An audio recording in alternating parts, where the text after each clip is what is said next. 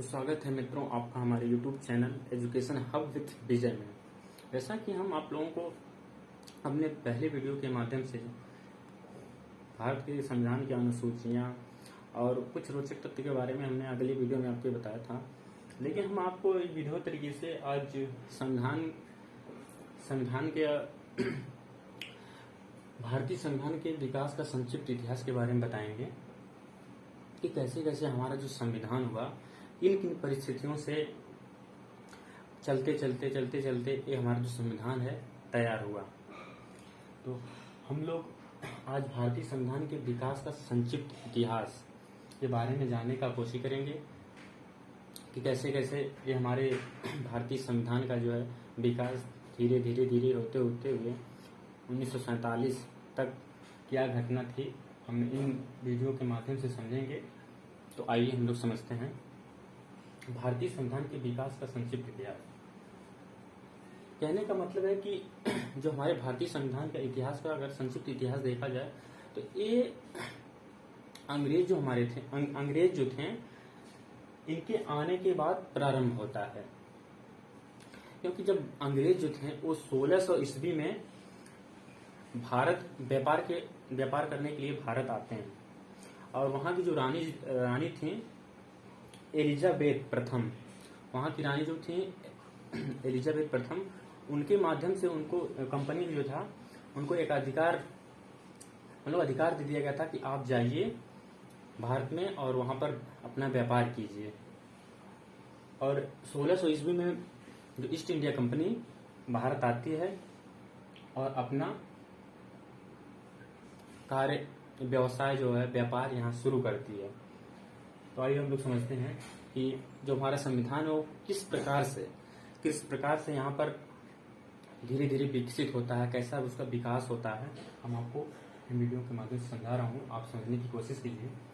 पहले हम आते हैं 1757 ईस्वी की प्लासी की लड़ाई, 1757 ईस्वी की प्लासी की लड़ाई और 1764 ईस्वी के बक्सर युद्ध को अंग्रेजों द्वारा जीत लिए जाने के बाद बंगाल पर ब्रिटिश ईस्ट इंडिया कंपनी ने शासन का शिकंजा कसा। कहने का मतलब ये है कि ये जो हमारे युद्ध है 1757 ईस्वी प्लासी का और 1764 ईस्वी बक्सर का, ये जो अंग्रेज ये युद्ध जीतने के बाद बंगाल पर जो है अपना आधिपत्य जता दिए और यहाँ पर अपना जो है शासन प्रशासन करने लगे बंगाल में। तो इन्हीं के माध्यम से यहाँ से हमारा 1757 ईस्वी से हमारा भारतीय संविधान का इतिहास शुरू होता है।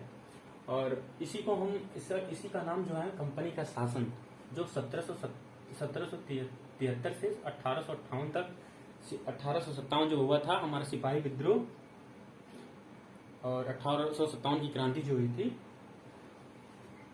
1858 तक, ये हमारे संविधान के विकास का एक संक्षिप्त क्रम है कि कैसे कैसे जो है कि कानून बने, फिर उन कानूनों के लिए 10-10 साल के बाद उनकी समीक्षा करने के लिए बैठकें हुई, फिर ईस्ट इंडिया चार्टर एक्ट और कैसे कैसे बनते हुए 1935 का भारत शासन अधिनियम, इसके बाद फिर 1947 का भारत स्वतंत्रता अधिनियम, कैसे कैसे मतलब वो विकास हुआ, सब हम वीडियो के माध्यम से समझेंगे और आपको समझने का प्रयास कीजिएगा।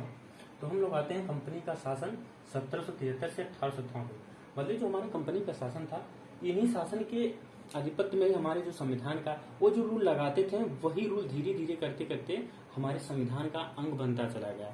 जो 1935 का हमारा अधिनियम है उसमें बहुत सारे ऐसे प्रावधान थे जो हमारे भारतीय संविधान जो हमारा बन रहा था 1935 के प्रावधान, बहुत ऐसे प्रावधान थे जो उसमें हमारे संविधान में आज भी लिखित हैं और बहुत ज्यादा ही प्रभाव 1935 के नियम का है।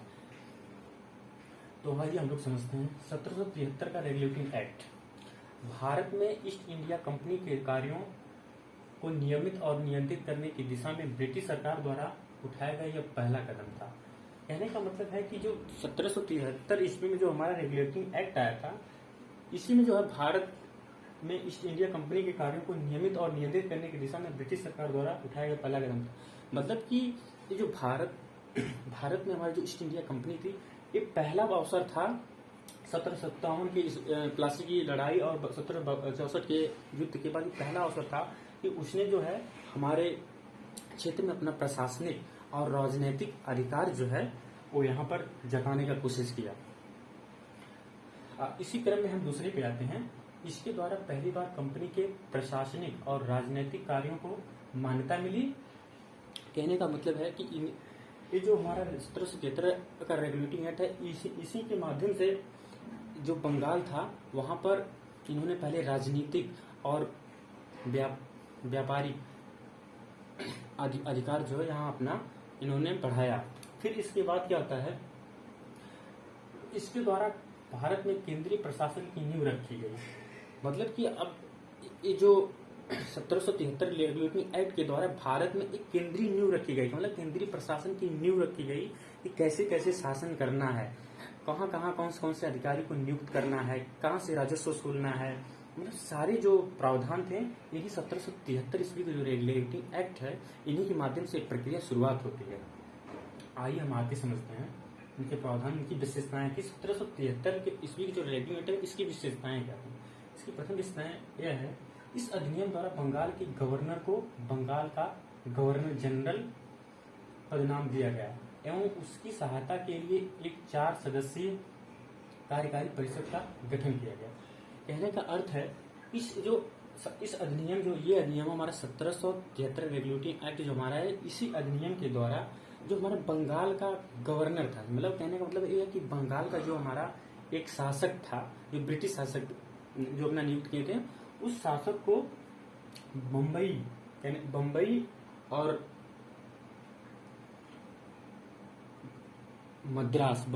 मद्रास का गवर्नर जनरल नियुक्त कर दिया गया। और जो हमारा था बंगाल का गवर्नर जनरल जो नियुक्त किया गया था, इसकी सहायता के लिए 4 कार्यकारी परिषद का गठन किया गया कि ये चारों लोग जो थे वो मिलकर इनके मतलब बम्बई और मद्रास ये जो हमारे प्रेसिडेंसी थी उनके कानूनों और वहाँ के शासन प्रशासन को ये लोग नियंत्रित करेंगे। और ये जो 4 सदस्यीय कार्यकारी परिषद थी, इसमें जो पहला हमारा था वारेन हेस्टिंग, मतलब गवर्नर जनरल जो बंगाल का पहला गवर्नर जनरल था, ये वारेन हेस्टिंग पहला गवर्नर जनरल वारेन हेस्टिंग बना था। और यही इसके बाद जो चारों सदस्य हमारे थे कार्यकारी सदस्य, उनमें हेड वारेन हेस्टिंग्स था जो, और उसी के माध्यम से लोग वो चारों मिलकर अपने कार्यों को नियंत्रित करते थे और व्यापार करते थे। क्योंकि वो व्यापार करने के लिए वो यहाँ आए थे, लेकिन वहाँ पर धीरे धीरे वो अपने राजनीतिक और प्रशासनिक व्यवस्था बढ़ाते गए। यहाँ की स्थितियों को देखते हुए कि यहाँ के लोग जो हैं भारतीय लोग हैं, एक दूसरे के बहकावे में जल्दी आ जाते हैं। और यहाँ की जो व्यवस्था थी, जैसे मुगल काल में जो था, ये आपस में जो राजा थे और छोटी छोटी रियासतें थीं जो आपस में लड़ती रहती थीं, तो उनको इस चीज़ का फायदा मिला और उन्होंने इस फायदा को अपना हथियार बनाकर और भारत पर उन्होंने शासन करना प्रारंभ किया। तो हम आते हैं अधिनियम में। इसके द्वारा मद्रास एवं बम्बई के गवर्नर को बंगाल की गवर्नर जनरल के अधीन कर दिया गया। कहने का मतलब है एक ही जो हमारा ये बंगाल का गवर्नर जनरल था, उसको जो है मद्रास और बम्बई के गवर्नर जनरल भी नियुक्त कर दिया गया। मतलब बम्बई और मद्रास इनके अधिकार क्षेत्र में आ गए, जिसके बंगाल के गवर्नर जनरल के क्षेत्र के अधिकार क्षेत्र में। और फिर हम आते हैं अगली कड़ी पे।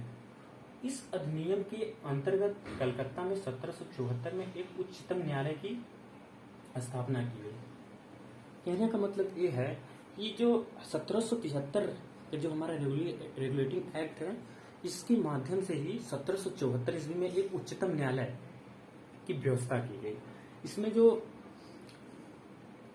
एक मुख्य न्यायाधीश और 4 अन्य न्यायाधीश हैं, जिसका मुख्य न्यायाधीश था जो वो सर एलिजा इम्पे, और अन्य 3 जो थे वो चैम्बर्स, लिमेस्टर और हाइट, ये जो अन्य न्यायाधीश थे।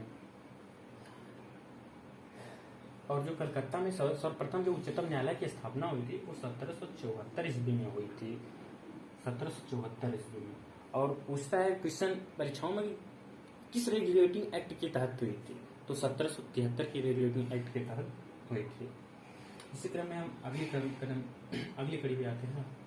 इसके तहत कंपनी के कर्मचारियों को निजी व्यापार करने और भारतीय लोगों से उपहार व रिश्वत लेना प्रतिबंधित कर दिया गया था। इस अधिनियम के द्वारा भारतीय लोगों से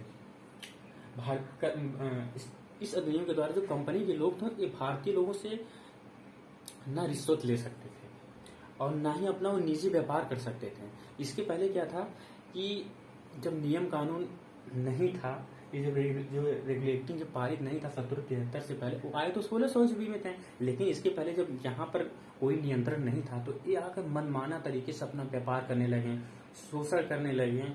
मतलब उनको जहाँ से लगा कि यहाँ से हमें कुछ मिलने वाला है उन्हें भरपूर अपनाया और लूट कर अपने इंग्लैंड ले गए। और जब हमारा 1773 का रेगुलेटिंग एक्ट आता है, इन्हीं के माध्यम से इनको नियंत्रित किया गया कि ये जो है निजी व्यापार और भारतीय लोगों से उपहार और रिश्वत लेना प्रतिबंधित कर दिया गया। मतलब भारतीय लोगों से ना ये उपहार ले सकते हैं और ना ही अपना निजी व्यापार कर सकते हैं। वो सिर्फ जो है कि जो कंपनी का व्यापार है उन्हीं के माध्यम से वो अपना धन अर्जित कर सकते हैं। ये हमारा था। तो आइए हम अगले कड़ी में आते हैं। कोर्ट ऑफ डायरेक्टर्स के माध्यम से कंपनी पर नियंत्रण सशक्त हो गया। कहने का तात्पर्य ये है कि जो हमारी ब्रिटिश सरकार थी वो इंग्लैंड में बैठे बैठे एक कोर्ट ऑफ डायरेक्टर्स की नियुक्ति की थी। ये कोर्ट ऑफ डायरेक्टर्स क्या है? कोर्ट ऑफ डायरेक्टर्स मतलब है कि एक कंपनी का बॉडी कहने का मतलब है कि 4 या 5 लोगों का ऐसा समूह बनाया इन्होंने और उन्हीं के माध्यम से वो भारत में अपना शासन प्रशासन करने लगे। कहने मतलब वो जो 4-5 लोग थे वही लोग भारत की सारी प्रक्रिया जो भारत में कंपनी करती थी, सारी क्रिया प्रणाली, चाहे राजस्व का हो, चाहे कितना आयात निर्यात हो, सारा जो माध्यम था ये इसी कोर्ट ऑफ डायरेक्टर्स के माध्यम से होने लगा था।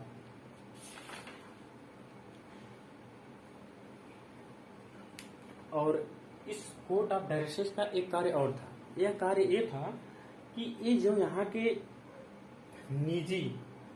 यहाँ के जो नागरिक और सैन्य मामले की जो स्थितियां थी इनका भी कार्य ये ब्रिटिश सरकार को देते थे। तो मित्रों, ये हमारे भारतीय संविधान के विकास का संक्षिप्त इतिहास का एक पहला पड़ाव है कि हमारे जो संविधान है वो कैसे कैसे बनना शुरुआत किया, क्या क्या आवश्यकताएं लगी। और जब हमारी कंपनी जो आई 1600 ईस्वी में, जो हमारी ब्रिटिश ईस्ट इंडिया कंपनी जो भारत में व्यापार करने के मकसद से आई, और वो यहाँ के राजाओं और यहाँ के जो मुगल शासन था और यहाँ की जो छोटी छोटी रियासतें थी, इनके मानसिकता को पढ़ा कि ये आपस में एक दूसरे से लड़ते और बिगड़ते रहते थे।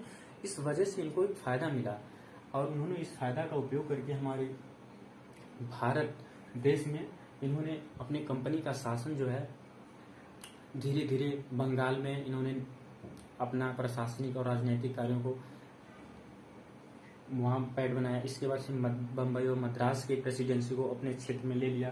फिर धीरे धीरे उन्होंने अपना कार्य जो है आगे बढ़ाते गए और 1773 ईस्वी के बाद हमारा 1784 का पिट्स इंडिया एक्ट आएगा।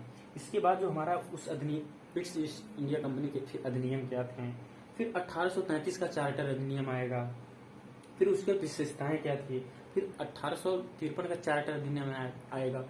फिर इसी के माध्यम से हमारा 1857 तक जब हमारा 1857 की जो क्रांति होती है और जिसे सिपाही विद्रोह बोलते हैं और प्रथम सिपाही विद्रोह भी उसे बोलते हैं, फिर वहां से जो होता है कि हमारा जो संविधान वहां से जो होता है कि यहाँ की जो हमारी प्रशासनिक शासन और जो यहाँ पर कंपनी के माध्यम से अंग्रेज जो थे, ब्रिटिश लोग जो यहाँ शासन कर रहे थे, ये डायरेक्ट उनके ताज के हाथों में। कहने का मतलब ये है कि उनके वहाँ के